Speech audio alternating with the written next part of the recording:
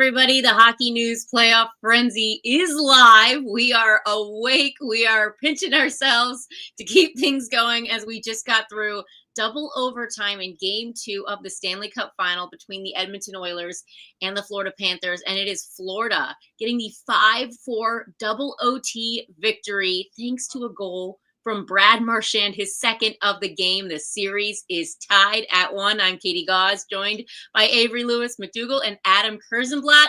Guys, we've got a lot to break down, but I want to start with you, Avery, again, because you are there. So I know that you went from being in what was probably the loudest building ever when Corey Perry tied this thing up to force OT with, 17.8 seconds left, I think it was, to then obviously what was probably a quiet building. Talk to me a little bit about the shifts in the momentum throughout this game and just sort of what the atmosphere was like. Yeah, with momentum, Katie, that's the one thing that when Florida was in charge, you could feel the momentum and the building becoming quiet. But one thing too about the Oilers is that you cannot keep the Oilers down even in the postseason, win or lose. When Edmonton got back into it, you could feel the crowd coming alive again when Perry scored that goal. And usually when Edmonton wins a playoff game, you can hear the cars honking and cheering outside Rogers Place. Right now, I'm hearing just dead silence outside the building. Yeah, I mean, I can imagine, right? They went from such an emotional high to obviously a low. But that's what this series is so good for, is the margins are razor thin, and every moment, every shift, somebody else could have been the hero. Somebody could have won this game. It was truly evenly matched. But Adam, let's get to you here, because I definitely think we can all agree that this was probably a much better game from Florida overall compared to what we saw in Game 1. What did you notice maybe about the Panthers throughout the course of this one? Even when they did have to, battle back, even when they went down, it felt like overall they found a little bit of a way to kind of stick with Edmonton and even kind of impose their own game plan throughout this one. Well, Florida was very physical in this game. That was something that was very obvious. They were taking little shots at Oilers players throughout the game, just little ones away from the play, which is something that we expect from the Florida Panthers at this rate. We had the Sam Bennett accidentally falling into Stuart Skinner 3-4 times. Twice, yeah, exactly. At least that he got a for. Yeah. But it felt like, Florida was never out of it and Edmonton was never out of it. They were exchanging chances. We had Bobrovsky, step up massively on a couple plays. Stuart Skinner the same way. But this was just kind of like two Titans, throwing shot for shot. And of course, one of the most experienced players in the series, Brad Marshan, ends it on a breakaway. And as soon as he got that puck on the breakaway, he kind of felt like it was going to be over. Like it's just one of those things where it's like you have Brad Marshan on a breakaway in overtime in a Stanley Cup final. Like it's just nothing's going to stop him at that point. And this was a really entertaining game because there were just so many chances both ways, over 80 shots combined. Scoring chances were really close. High danger chances were really close. And I mean, if this is what the series is going to look like the rest of the way, we're going to be in for one of the best Stanley Cup finals we've ever seen, probably. Yeah, it has been kind of epic already, and we're only 2 games in. I want to talk a little bit about Brad Marchand since you just mentioned him there, Adam. But obviously earlier in the game, we saw kind of almost a replica of what ended up being the game winner with that shorthanded goal with a nice feed from Lundell. So Marchand now 9th career goal in the Stanley Cup final, most of any active player. He ties Bobby Hull with 62 playoff goals. That's 29th all time. And what was even crazier is someone posted this online. June 6, 2021, Brad Marchand scores a shorthanded goal in the Stanley Cup final. 2011. And then June 6, 2025, however many years later, what is that, 14 years later, and we're seeing it again. First of all, testament to his ability to adapt and be impactful no matter what age he is in this game. But this is kind of an example of when that experience steps up. I mean, Corey Perry's 40 years old. He gets the game-winning goal. Avery, when you see these kinds of guys having impacts on the game, changing the game, what do you kind of have to, say that they're doing so well? Because it's not easy in this league to be able to do what they've done.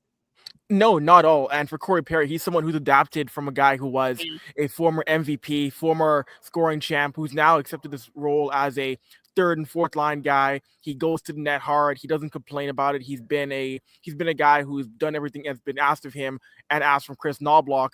And again, you mentioned right there, he's 40 years old, oldest guy right now on this Oilers team, and still finding ways to stay relevant on a roster in this league. So it's incredible to see what he's doing, and I'm not surprised to see him having a factor in that game-tying goal.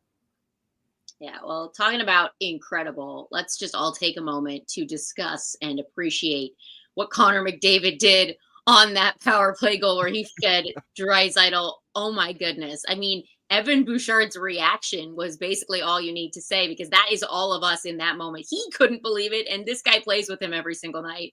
Certainly a big game for him. But to be able to see just the way he can take over, there are points where people are texting me saying, he's going to win this series all by himself. That's truly what he is capable of doing. You see later in the game, Knobloch choosing to put him and Draisaitl back together. Adam, how dangerous is that combo, whether they get the win or not? And how, I guess, important is it that Knobloch is able to split them up, but find the right times to put them back together with what they're able to do in a game? Well, McDavid is the ultimate cheat code. You know, he pulls off these plays that we only see in video games sometimes. But something interesting about that is, so we've seen Draisaitl beat Bobrovsky 3 times on McDavid cross ice passes. And what I noticed kind of through the game, because he beat him again tonight, is that Bobrovsky, as soon as McDavid has the puck, Bobrovsky started cheating over to Draisaitl's side as if he's like, I know that McDavid's going to pass it to Draisaitl, so I'm going to get set. And I'm not going to let him burn me. So, you know, maybe McDavid is at the point where he's such a smart player. So maybe going into game 3, we might see, instead of him passing it off to Draisaitl, even though Draisaitl is so lethal with that shot, maybe McDavid starts to take that shot more because Bobrovsky is starting to lean that way. But overall, I mean, like, how many times can you watch McDavid and just kind of sit there with your jaw dropped on the ground? Like, he can maneuver in a phone booth. It doesn't matter who he's facing off against. He just pulls out these moves that nobody else on the planet can do. And I mean, he's got people from around the sporting world, not just hockey, like posting about him. That is amazing for the league, amazing for McDavid. And it's kind of a treat that we get to see him in the Stanley Cup final back-to-back years, basically putting the Oilers on his back and making a strong case, regardless of the series final, just like last year, maybe potentially being a Conn Smythe winner. Yeah, I mean, Avery, you get to see it in person on a regular basis, but just talk, I guess, a little bit about what you have, been able to watch in terms of maybe the evolution of McDavid and Draisaitl together, because I think there's a maturity that we're seeing in this cup final that is, greater than we've seen any time before. And maybe that comes from having a tough loss last year. But regardless of tonight's outcome, I do feel like we are seeing something different from the Oilers team.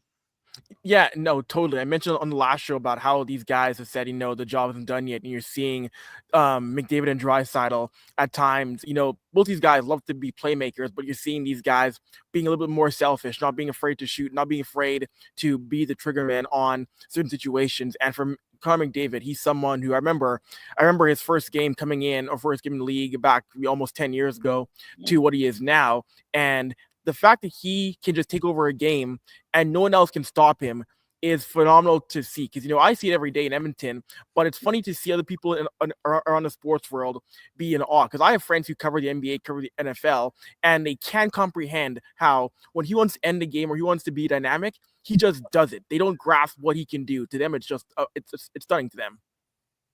All right, well, we have a lot of good players that are obviously on the ice for both teams, but one of them that is really standing out, and it's a good time, not just to help his team win a cup, but to set himself up for a very exciting summer of getting paid. That's Sam Bennett. I mean, every time he's out there, something is happening for the Panthers.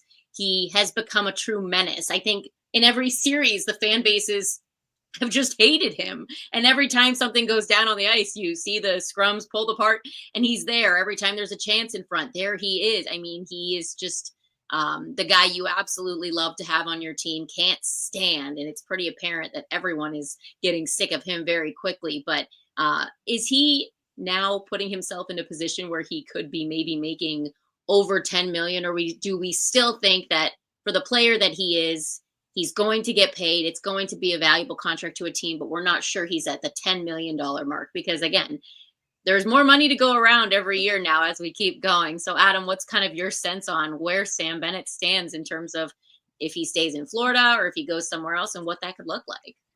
Well, I think that if you're looking at Sam Bennett as a player, you're probably looking at a second line center, or even a middle six center. This is a guy who's probably going to get 50 to 60 points a year, but he steps up his game in the playoffs, and you pay. If you're a good team, you pay for playoff production. Even though the players aren't getting paid in the playoffs, you still pay for that playoff production. So I think, we're looking at maybe $8 to $9 million, especially with the cap going up. It'll be interesting to see if he takes kind of a hometown discount in Florida, just like we saw Yanni Gourde take in Tampa Bay, where it's kind of this longer contract, but the AAV is down. But I mean, you pay for what you get. Like we talked about, he was falling on top of Skinner, and he's been doing that all playoffs. There were a couple plays where, might be an icing call. And I saw where, he skates in front of McDavid while they're both coming behind the net and then just slows down just enough to kind of, bump into McDavid. He's not throwing a hit after the play, but just kind of reminding McDavid that he's in that area. And you need that type of, play. That's the mental game. That's the game that throws off the superstars and even draws penalties. So there is a lot of value, even though he might not get, 70, 80 points a season or may not be like a Selke candidate, an MVP candidate, that type of thing. There is a lot of value to what he brings. And as we've seen, he's just one of these guys that kicks it up to another level in the playoffs. So yeah, I wouldn't be surprised if he gets a lot higher than maybe his annual average value projection would be this offseason.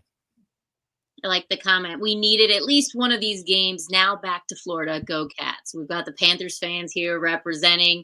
And Adam mentions players that need to step up in the postseason, and one of them has been Sergei Bobrovsky. He's certainly been a huge part of this Panthers playoff run. But Avery, in your opinion, the Oilers, I think, have done a pretty good job of finding ways to get through to Bob. What do they need to do to continue keeping that kind of success going, finding ways to beat him? I certainly think that the power play opportunities play a big role in that. And we saw the Panthers really playing with fire early in this game. They learned their lesson a little bit as the game went on. But what have you seen from the Oilers offense that's been able to find success against Bobrovsky really in a way that most other teams haven't consistently throughout this playoffs? I mean, we're seeing Edmonton converge on their high danger chances quite a bit. I mean, the game tying goal from Corey Perry came 2 feet in front of Bobrovsky. That's been the big thing, is getting shots in tight past Bobrovsky, and whatever reason, Edmonton has not been able to score in shots from the point. Getting in tight has been what's been able to beat Bobrovsky. You mentioned the power play. That has to improve. They were 1 for 6 on the man advantage in this game. That's not good enough. But yeah, more chances in tight Bobrovsky. That has been their bread and butter so far through these 2 games.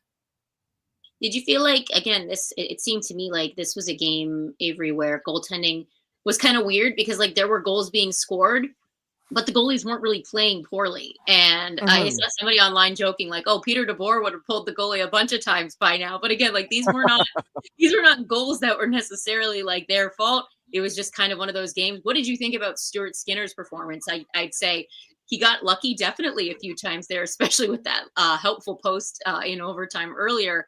But in general, I think this was a game where both goalies really did a good job. Yeah, both Bob and Stu had great games. And I know, yes, the scoreline says Florida 5, Edmonton 4. But Stuart Skinner in that first overtime period made some big saves to keep this game tied. I mean, a great example was on Marshan, where John Klingberg got walked, and Skinner on his belly makes a huge save with the pad to keep this game going. So yeah, again, 5-4 game, and it wasn't your classic goaltending duel, but both Bobrovsky and Skinner made some massive saves to keep this game going into double overtime.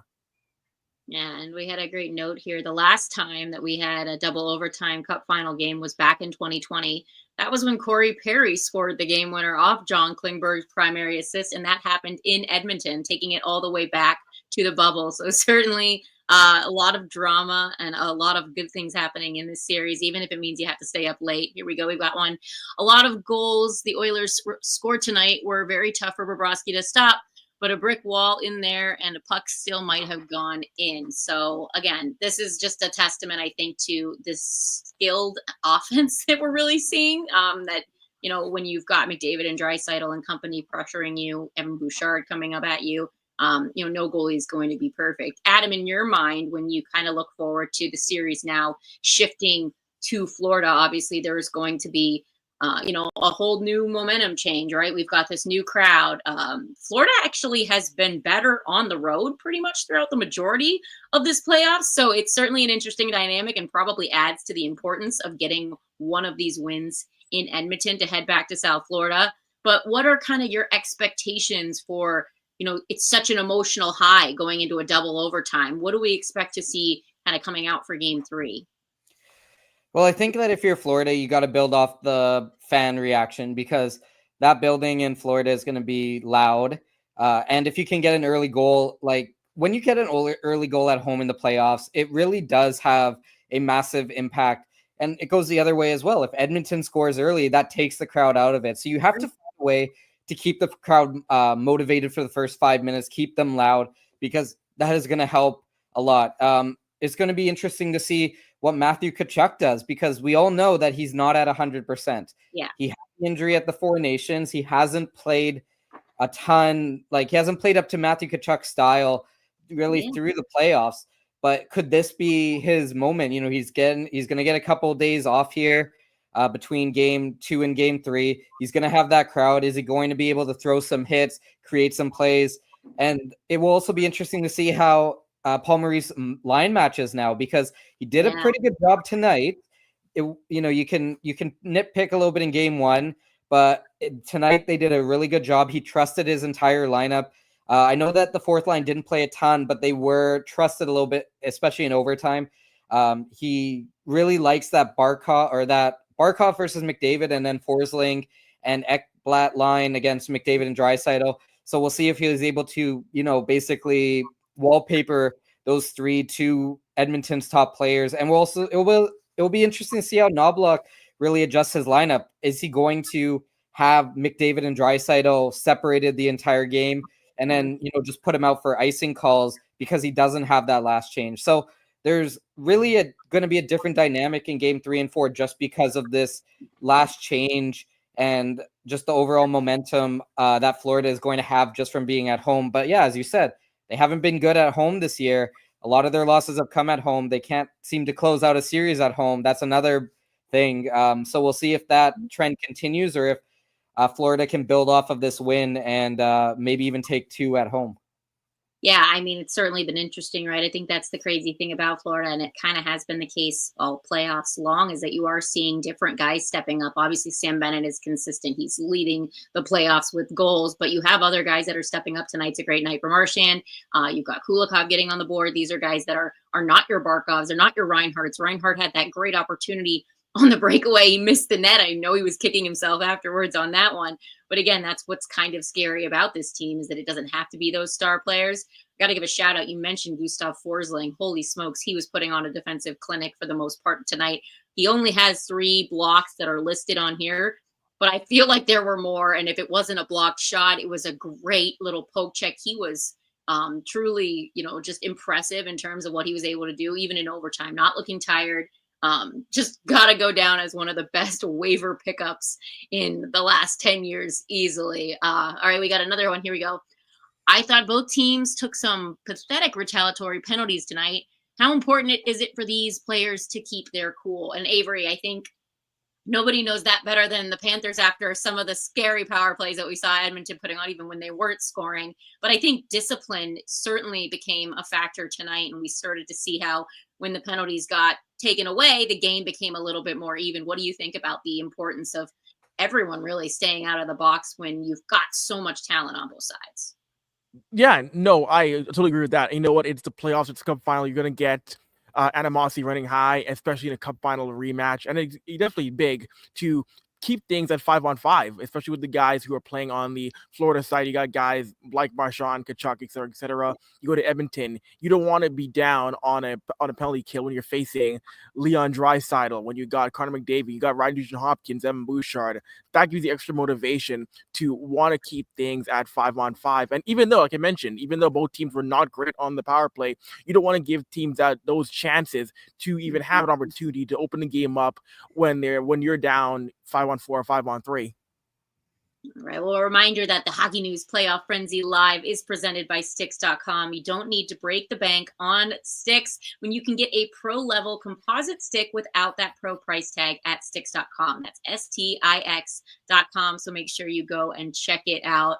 And if you are able to stay up late with us on some of these nights, make sure you comment, join us, give us your thoughts on what's going on, any questions you have. Comments might get featured, and you have the chance to even get some swag and some cool Sticks stuff. So we'll see. All right, guys, before we kind of wrap up our conversation about this game, I want to just take a look ahead. You've both kind of shared a little bit of what you think each team has done well. So what are some predictions? I guess maybe let's get a score and a winner for game 3. And I'm going to start with you, Avery. Wow.